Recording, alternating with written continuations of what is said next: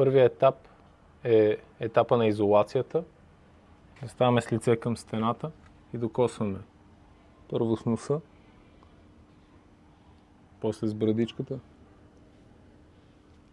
гръдната кост,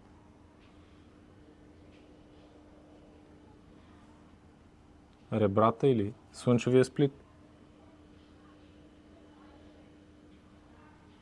нивото на пъпа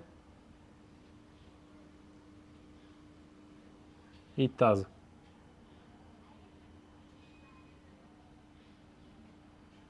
На всяка от точките си представям, че нещо ме издърпва, докато докосна и след това се връщам. Превръщам тази точка в центъра на движението. Важно е да го изолирам достатъчно добре, когато съм с която и да е от точките, съседните не докосват стената, за да ми даде усещането за разграничение в гръбнака и след това да мога да свържа отделните елементи в една цяла вълна.